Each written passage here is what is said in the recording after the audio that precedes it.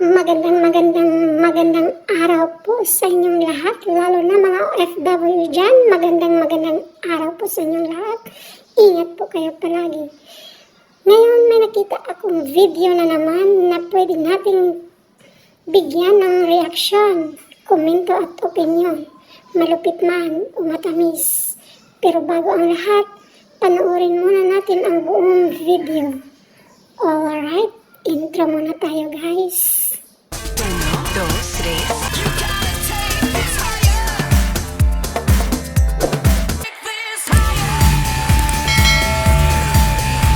Sa ibang balita, pasok na sa listahan ng mga opisyal na kandidato sa pagkasenador si Pastor Apollo C. Kibuloy ayon sa Commission on Elections o COMELEC. Samantala, mga akusasyon laban sa buting pastor walang epekto sa mga botante. Narito ang balita ni Margot Gonzalez. Sa inisyo na listahan ng COMELEC ng mga kandidato sa pagkasenador, pasok si Pastor Apollo C. Kibuloy. Sa isang media briefing, inisa-isa ni COMELEC Chairman Attorney George Garcia ang 66 na nasa listahan kung saan nga pasok na ang butihing pastor at opisyal nang mailalagay ang kanyang pangalan sa balota para sa 2025 midterm elections. Matatandaan na mahigit 100 at tulong po ang naghain ng kandidatura para sa pagkasenador. Ang mga COC na mga ito'y dumaan sa deliberasyon at evaluasyon ng COMELEC Law Department at buong COMELEC and Bank. Basahin ko lang yung 66, mabilis na lang. Abalos, Adonis, Ahmad, Andamo, Aquino, Arambulo, Arellano, Balyon, Binay, Bondok, Bong Revilla, Bosita, Rosas, Cabonegro, Capuyan, Casino, Tro, Cayetano, De Alban, De Angelo, De Guzman, De La Rosa, Doringo, Escobar, Espiritu, Floranda, Gamboa, Go, Gonzales, Hinlo, Hunasan, Jose, Lacson, Lambino, Lapid, Lee, Lidasan, Marcoleta, Marcos, Marquez, Martinez, Mata, Matula, Masa, Mendoza, Montemayor, Olivar, Ong, Pacquiao, Pangilinan, Kerubin, Kibuloy. So yan po yung 66 na basis sa determinasyon ng komisyon at basis sa rekomendasyon ng Law Department ng COMELEC ay dapat na i-consider ng mga valid candidates at legitimate candidates. At pinagbasihan, hindi lamang po yung certificates of candidacy, hindi lamang din yung mga Ayan na, Risa Contay Virus. Ano ka ngayon? Andyan sa listahan si Pastor Apollo Kibuloy. Nandyan sa listahan na qualified na tumakbong senator. Ano? Iyak ka. Iyak ka. Yan ang bagay sa inyo. Pilit niyong sinisiraan si Pastor. Alam niyo, kahit gaano niyo pa kadami dyan na naninira kay Pastor, wala yan sa mga taong bayan. Lalo na ako. Hindi ako B.O. Katulad nyo, wala yan yung mga paninira nyo kang Pastor. Sinong maniniwala dyan? Kayo-kayo lang din naman. Lahat kasi ng mga nasa side ni Pangulong Duterte, sinisiraan nyo. Yan ang totoo. Alam ba? Walang ibang ginawa si Pastor kundi kabutihan para sa taong bayan. Yan ang totoo. Marami akong kaibigan dati. Kahit ngayon, lagi nilang sinasabi na matulungin si Pastor. Meron din akong kakilala. May kakilala ako na andyan sa QGC dati na lumabas. Kasi nga, dyan sa QGC, sobrang worship ng mga tao doon. Yung mga nasasakupan. Lumabas lang siya dahil hindi niya kaya ang gumising ng maaga para magdasal. Tsaka, hindi niya kaya ang walang nightlife. gimmick-gimmick, so bawal yun sa kanila. Yung mga paninira nyo kayo, lalo na ikaw, Amanda, ha? Ikaw babae kang di. Inis ako sa'yo. Alam nyo, magbago na kayo. Magbago na kayo. Bumalik kayo sa Panginoon. Magdasal kayo. Lalo na ikaw, Amanda. Sino ba namang maniniwala sa inyo dyan? Mga resource person. Mga testigo ko, no? Na inalipusta ni Pastor. Nakamas kayo! Tapos pinabasa niyo pa yung mga statement niyo. Ano yun? Para kayong tanga. Para kayong tanga dyan. Alam niyo, pag ang Diyos ang maningil sa inyo, yung mga pera ninyo, kulang pa yan. Kulang pa yan. Gabi-gabi, hindi kayo patutulugin ng Diyos sa konsensya nyo. Yan ay kung mayroon pa kayong konsensya. Kaya ikaw, Amanda, kayo mga testigo dyan na inalipusta ni Pastor, magbago na kayo. Magbago na kayo. Ang sarap mamuhay na walang inaapakan na tao. Ang sarap mamuhay. Yung wala kang kasinungalingan na dinadala dyan sa puso mo. Yan. Isa pa, alam niyo yan, si Pastor, yung yung congregational niya, ang dami natutulungan. Isa na doon ang ang barangay namin. Poorest of the poor. Tsaka yung karating barangay namin, yung mga katutubo na walang-wala. Doon sila umaasa kang Pastor financially. Mga food supplement, food supply, education, pag walang kaya. Lahat provide sa kanila. Yung mga kakilala ko dati, lagi nilang sinasabi na, yun nga, doon sa Marilao, marami akong kakilala dyan dati. Nagapunta talaga doon ang mga KOGC member SMNI para mamigay ng tulong. Magbigay ng mga foods, mga groceries, medical. Grabe ang tulong na ibinuhos ni Pastor. Paggawa ng bahay, bigyan ng lupa. Alam niyo, Amanda, kung lumabas kayo, hindi naman talaga bawal dyan sa KOGC. Kasi nga, andyan yung kakilala ko dati. Lumabas lang siya kasi hindi niya kaya. Kaya grabe yung spiritual, nila doon, yung worship, yung pananalig nila. Tsaka bawal sa kanila yung gimmick doon. So yung kakilala ko, ang hilig mag-gimmick. Gimikira. Kaya lumabas. Hindi nakatiis. Pero wala naman silang sinabi. Lahat naman doon daw, provided. Ikaw lang talaga. Ikaw lang ang bahala sa sarili mo kung lumabas ka o magpatuloy ka doon at sundin mo ang rules and regulation ng mga taga-KOGC. Yun lang. Tsaka alam mo, kayo mga resource person dyan, mga testigo ko, no? Naawa ako sa'yo na naiinis. Alam mo, kabalo mo sa inyong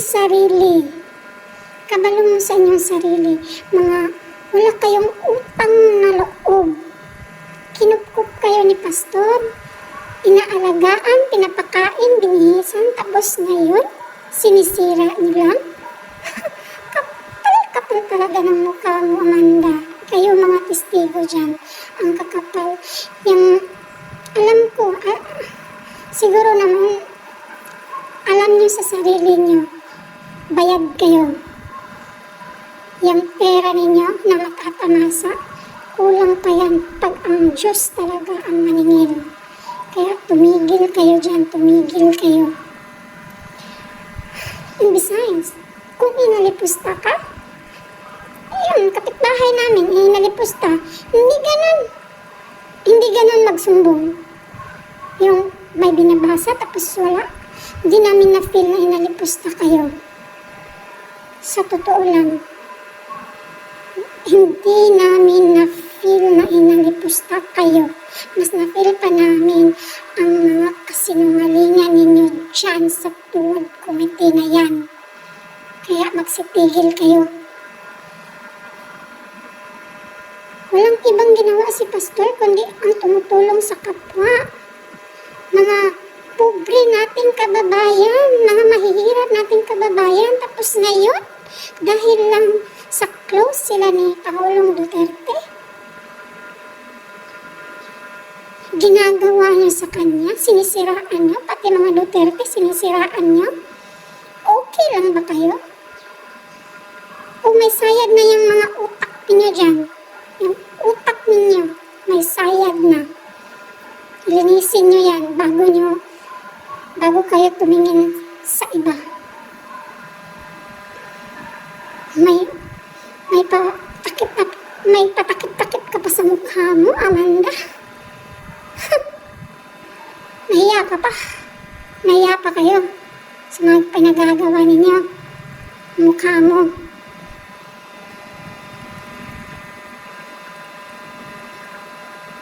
Ang laki ng naitutulong ni Pastor sa amin, sa barangay namin. Sa totoo lang. Lalo na dyan sa programa na against terrorist, against NPA. Sobrang laking tulong sa amin yun. Tapos ngayon, grabe, nakakaiyak yung ginagawa niyo sa kanya. Kasing, alam mo Risa, wala kang kasing sama. Ang sama-sama mo. Sobrang sama mo. Nakakatulog ka pa ba gabi-gabi? Naku, pag yan talaga si Pastor na nanalo ng number 1 sa Senado,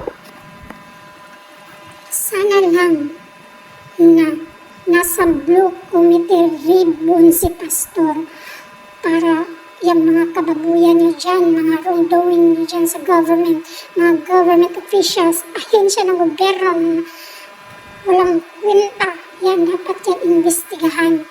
Sana, I hope, pero alam kong mananalo si Pastor. Mananaig ang kabutihan sa kasamaan. Tandaan nyo yan. Ginagawa nyo kay Pastor.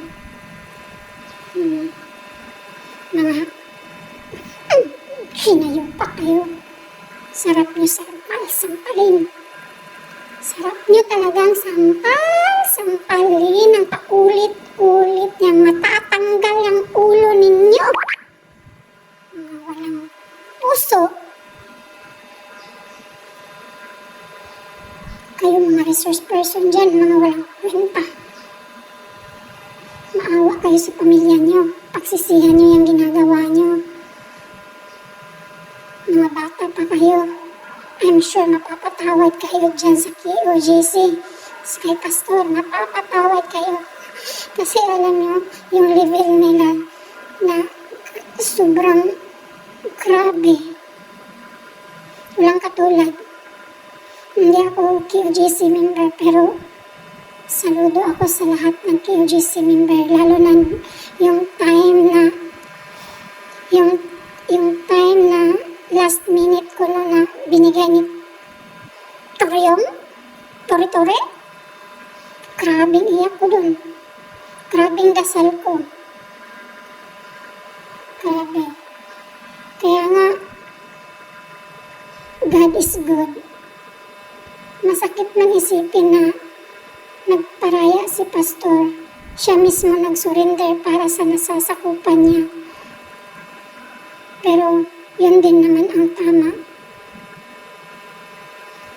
Kasi para sa ikabubuti ng mga nasasakupan niya, para sa kaligtasan ng mga nasasakupan niya.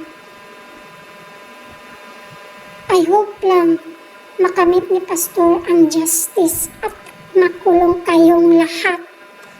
Lahat kayo, makulong kayo mga walang hiya.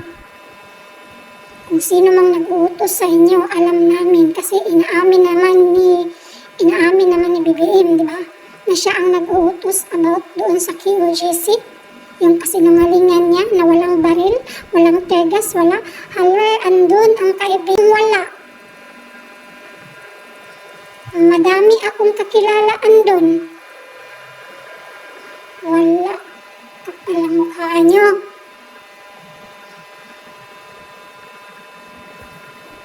Tigil nyo yan, tuwad-tuwad gumitin nyo yan. Walang may dudulot yan. Walang may tutulong sa amin na mga mahihirap. Alam nyo, na-realize ko yung mga ginagawa nyo dyan, katamaran lang yan. Wala kasi kayong ibang ginagawa dyan, nakaupo lang.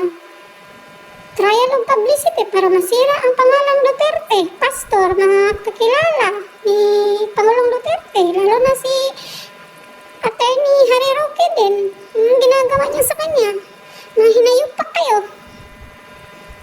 Wala kayong hiya.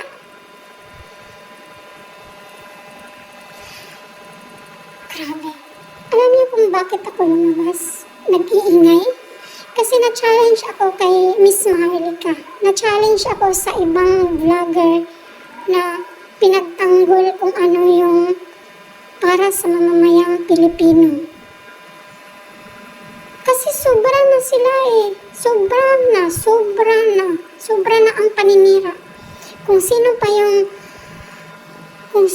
yung gumagawa ng tama para sa bayan, para sa taong bayan, sila pa ang sinisira ngayon. Ikaw, Risa, Hontiveros, manggagamit ka talaga. Papunta-punta ka pa sa Davao. Huwag kang mag-deny kasi isa sa pamilya ko ang nagbibigay ng leaflets. Ang tawag doon, flyers. Yung mukha mong yan. Nung tumakbo ka, sarap yung sunugin lahat. Hindi nga, sana kami magbibigay doon sa flyers mo. Kaso, yan ang sabi ni Inday. At yan ang sabi ng congressman namin doon na tulungan ka. Ipamigay yung mukha mo.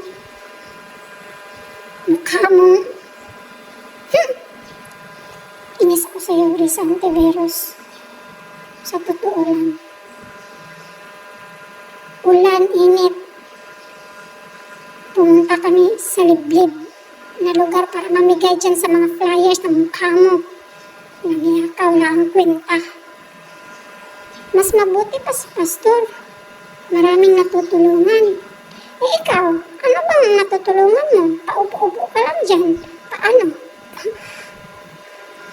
Pasiga-siga. Kala mo naman may nagagawa. Alam mo, Risa Hontiveros, madam, isipin mo muna yung issues mo sa PhilHealth. Yan muna ang bigyang pansin mo nung nangyari doon. Hindi yung si Pastor, si Duterte, hindi, wag sila. Kasi alam ng taong bayan kung ano sila. Okay?